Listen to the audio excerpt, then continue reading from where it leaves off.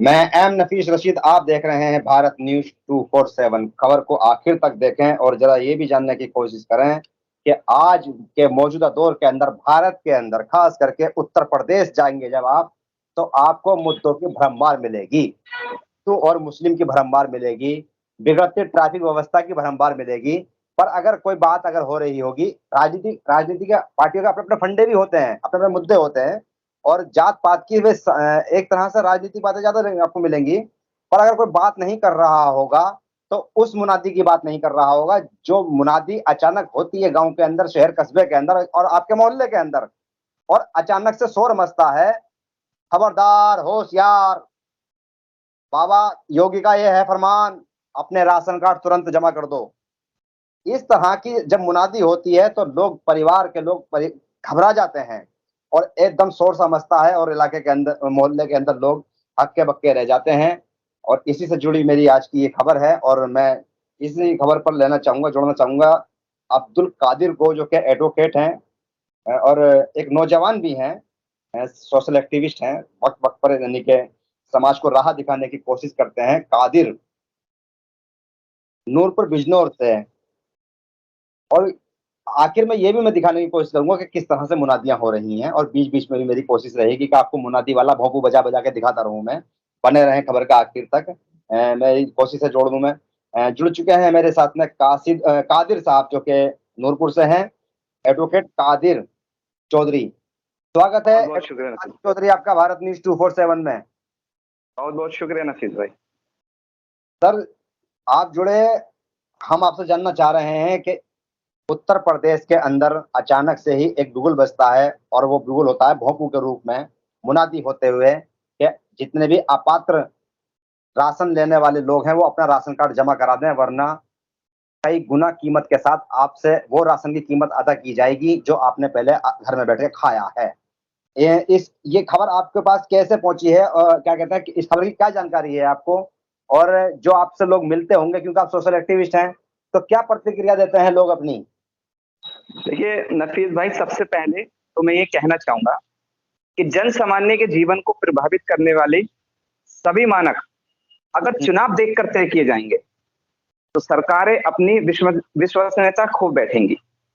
और इसी क्रम में अगर हम केंद्र में बैठी मोदी सरकार और उत्तर प्रदेश में बैठी योगी सरकार को देखें तो इन दोनों सरकारों ने, और मैं इन दोनों को नहीं, हमारे भारत में जितनी भी बीजेपी की सरकारें हैं उन सब ने अपनी आज विश्वसनीयता खो दी है।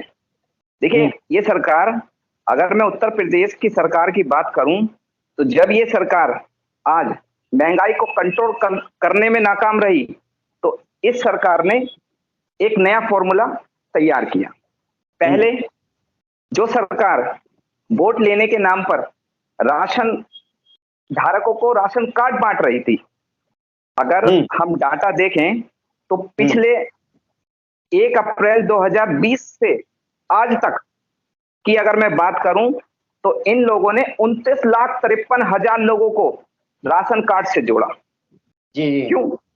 क्योंकि 2022 में इन लोगों को उत्तर प्रदेश जीतना था।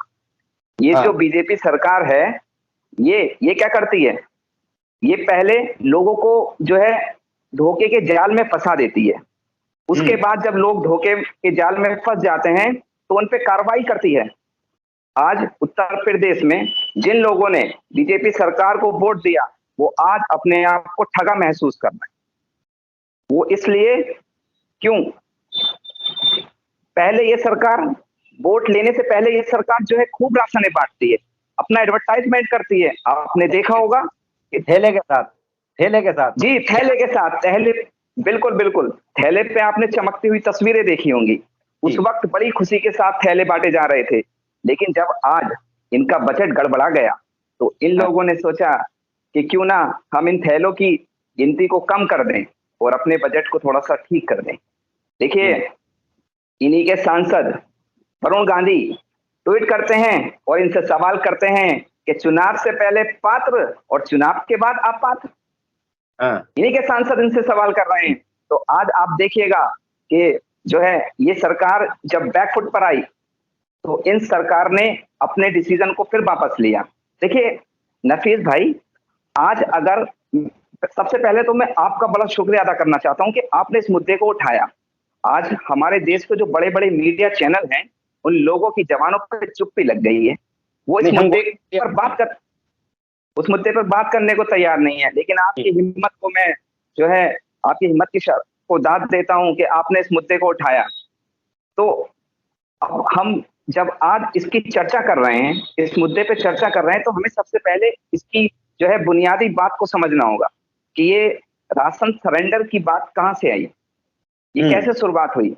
और आपने अपनी शुरुआत में बताया भी, ये लोग जो है गाँव में जा जाकर मुनादी कर रहे थे, भोंपू बजा रहे थे और जो है लोगों से कह रहे थे कि अपने जो लोग अपात्र हैं वो अपने जो है राशन कार्ड्स को सरेंडर कर दें।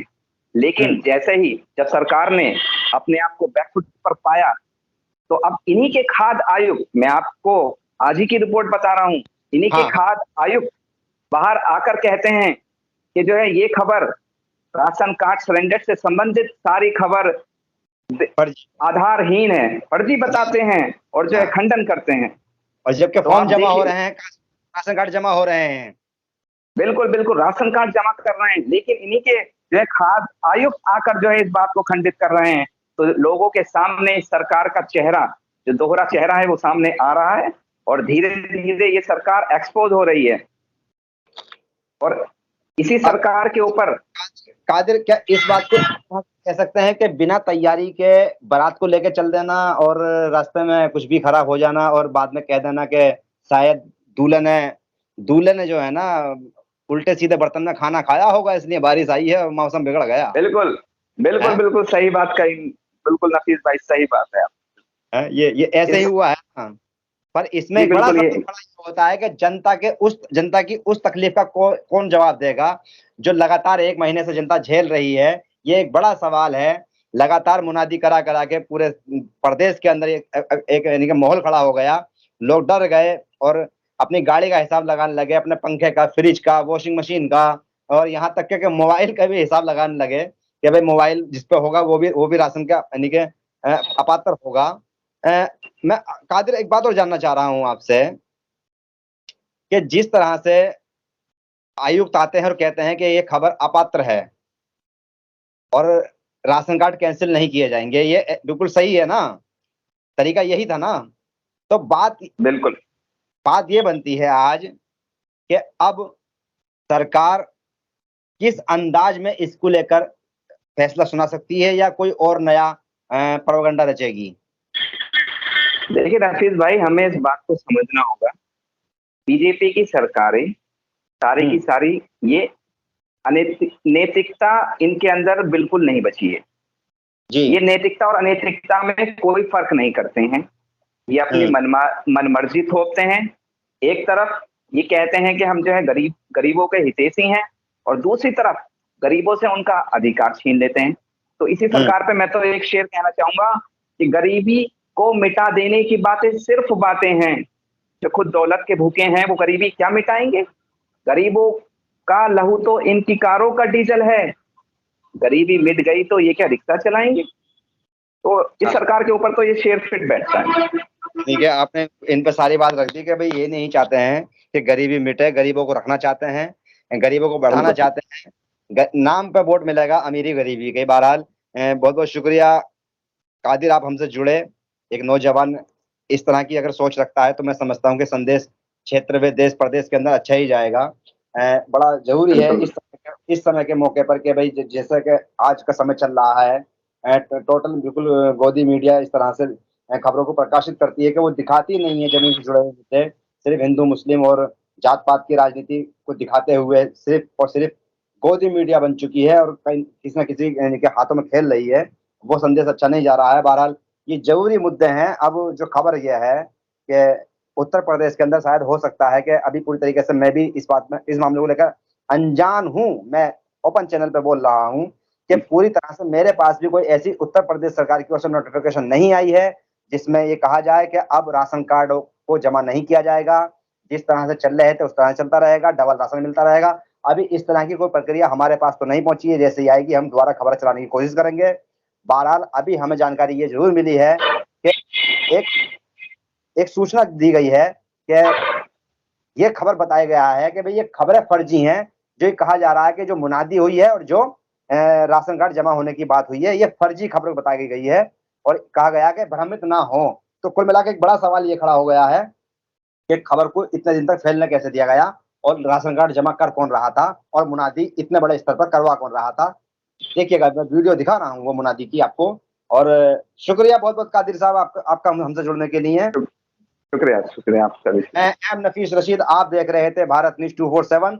जरा आखिर की मुनादी वीडियो देखते रहें। ग्राम पंचायत पांसा के सभी कार्डधारक को सूचित किया जाता है। जिनके घर में 4 पहिया गाड़ी है, जिनके घर में एसी है, ट्रैक्टर है, कटेसर मशीन है, या परिवार का कोई भी सरकारी नौकरी करता है, या विदेश में कोई भी परिवार का रहता है, या 100 वर्ग मीटर में मकान बना हुआ है, या शहर में कोई भी प्लाट है, ऐसे लोग अगर जांच में पाए जाते हैं तो वो अपना राशन कार्ड, जब से आपका राशन कार्ड बना है और अब तक जितना भी राशन आपने लिया है, बाजार के भाव 32 रुपए किलो चावल, 34 रुपए किलो गेहूं, तेल, नमक और चना बाजार के भाव से वसूला जाएगा। तो अपना राशन कार्ड 15/5/2022 से पहले तहसील नवाबगंज बाराबंकी कमरा नंबर 25 में अपना राशन कार्ड ग्राम प्रधान से मिलकर जमा करा दें, सिलेंडर करा दें, नहीं तो आपके खिलाफ कानूनी कार्रवाई की जाएगी। धन्यवाद।